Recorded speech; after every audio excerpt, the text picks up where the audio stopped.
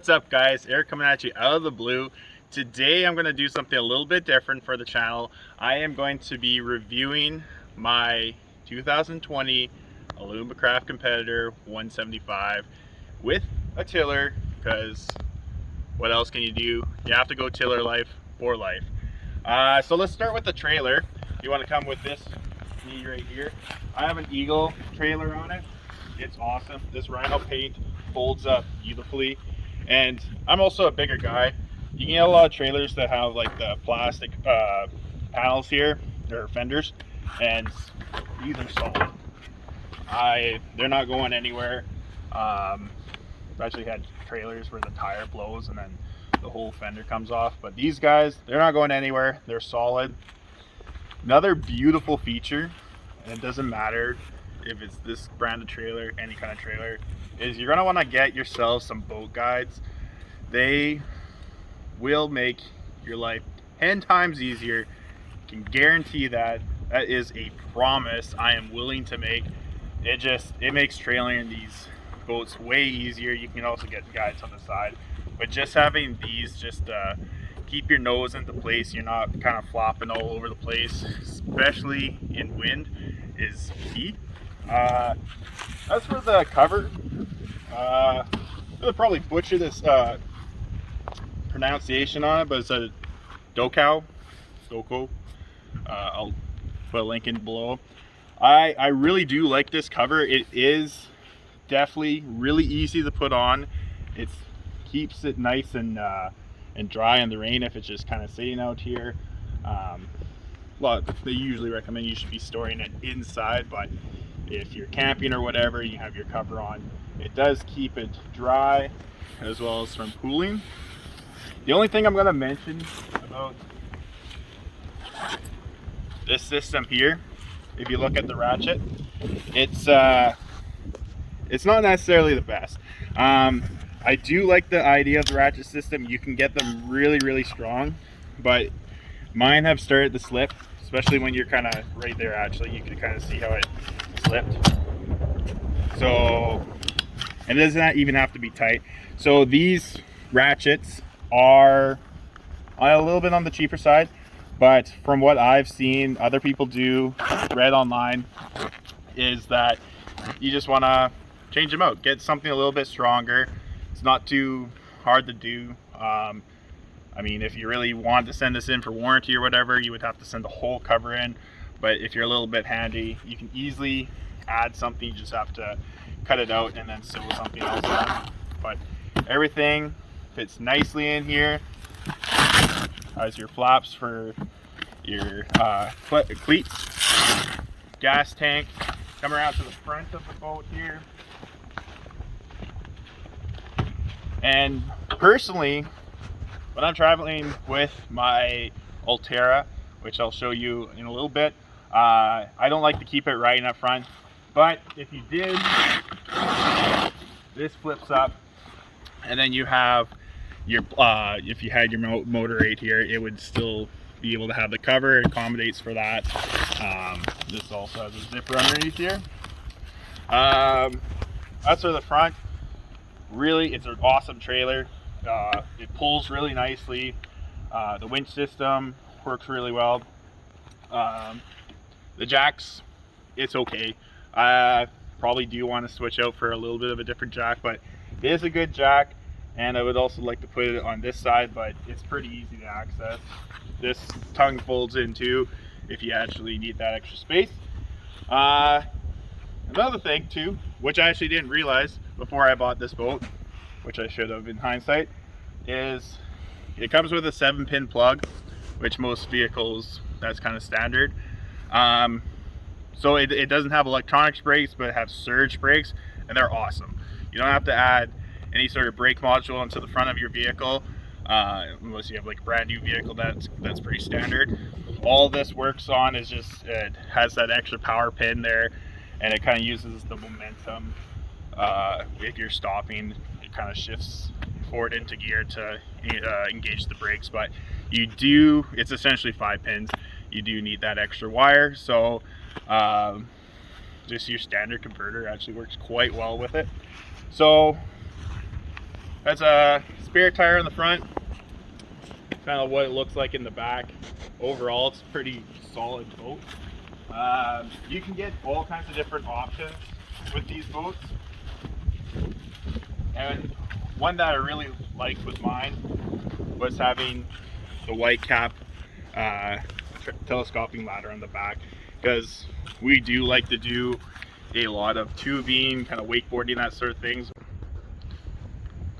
The beauty of electronics, cameras and stuff, sometimes they die, so if it's a little bit choppy, that's why. But anyway, to continue with what I was saying, tiller for tubing and pulling kind of water skis, I think is so much fun, just because you actually kind of feel you can kind of feel the tube swaying in the back, or the water skier kind of thing.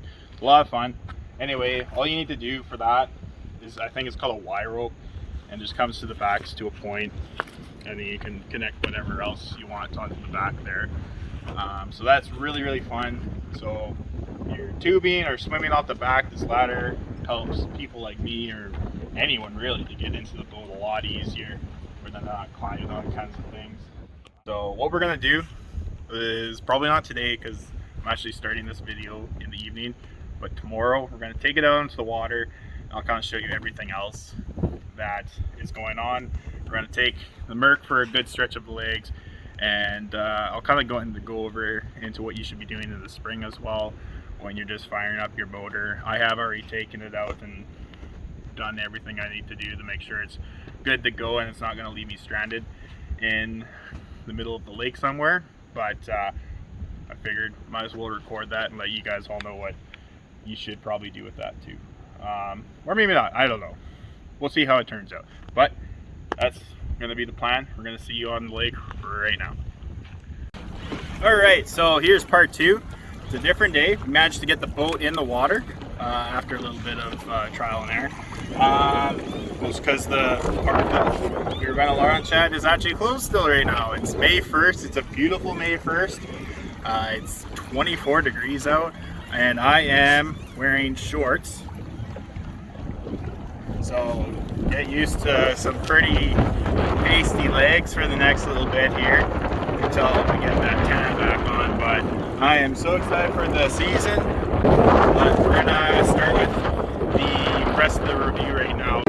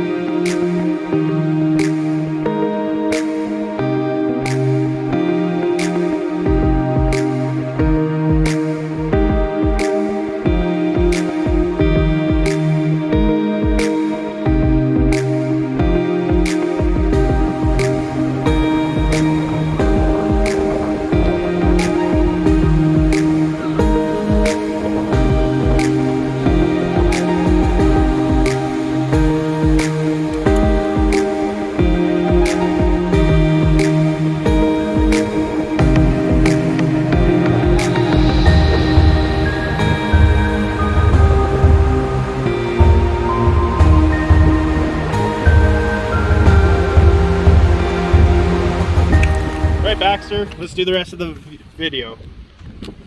Alright, I don't think he wants to talk right now. So here's the rest of the video. I have an L-Terra on the front. So like I mentioned earlier in kind of part one of this, I like to keep my motor stored up here, and this is a huge casting neck. It's about 8 feet in length. I think it's 92 inches wide, so it definitely is able to put that there. I kind of set it up nicely just because I feel like on the highway, if it's connected to the phone, it's going to have a lot more vibrations and things like that. But yeah, awesome motor, completely hands-free. It works really, really well for when I'm guiding. So if I need to adjust it or whatever, I can go here, press the button, raise it up, raise it down, whatever kind of thing. It works really, really well for that, as well as I can deploy and stow with the press of the button, so I'm not kind of crowding my guest space when they're sitting here. But big thing I love about this boat is the amount of storage. All these compartments, big storage here for life jackets, paddles, whatever. Tackle boxes, a lot of people put them in there. Live well on the very front, which is great. Definitely have put it to good use, because usually we have like a couple parties, people fishing in the front, people fishing in the back. It's good just to split up the live wells. Then you have your lock storage, so both of these, and essentially in these lock storages I put my more valuable items. So this, I just have expensive batteries and things like that in mine. A couple of things that probably don't really need to be locked specifically in that one. And then the beautiful thing is you can put all kinds of rods in here. I normally don't have it like this, but I just put it for an example. Basically, I have every kind of rod that the average person might use. Maybe not have this many, but we have like a cat rod, we have ultralight setup, we have a couple bait casters set up for different things, if you're bait casting for bass or if you're using it for trolling, a couple of spinning rods. So pretty much everything, it all fits nicely in here. It fits 7.5 foot and 8 foot, but you have a little bit of extra in this here, and that all locks up. Then you have identical rod locking right there, and here as well. So this comes in really handy. This is your track system around, and so this is kind of like my setup here. I have another trolling rod in there. It's quite long. I think this one fits like 8.5 foot, and I have all kinds of tackle, all my terminal tackle, that sort of thing, which is really awesome. On the other side of the boat, we have an insulated cooler. Keep your drinks, food, whatever cold. Camping works well for that. And then, excuse me, buddy. And then, so this, your fish finder stores in there quite nicely, comes out flush. A lot of people will secure this down onto the dash. I like to tuck it away. There is size restraints of what you can actually put in there, but works good for the most part. Then you have these trays for terminal tackle, whatever. I usually gets filled with a lot of things.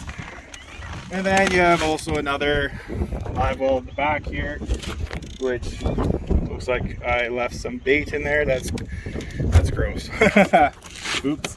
And then finally, just where your battery and compartment is. I wouldn't use this for storage or anything, but all easy access, easy to get to.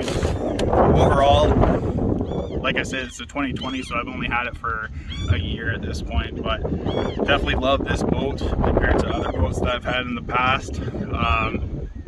It looks good, rides amazing. You can get different options like air ride seats, but personally I don't really think you need them, just because it's so smooth of a ride. It's quiet, so you're not really feeling those bumps. And the storage is huge, especially if you're a serious fisherman.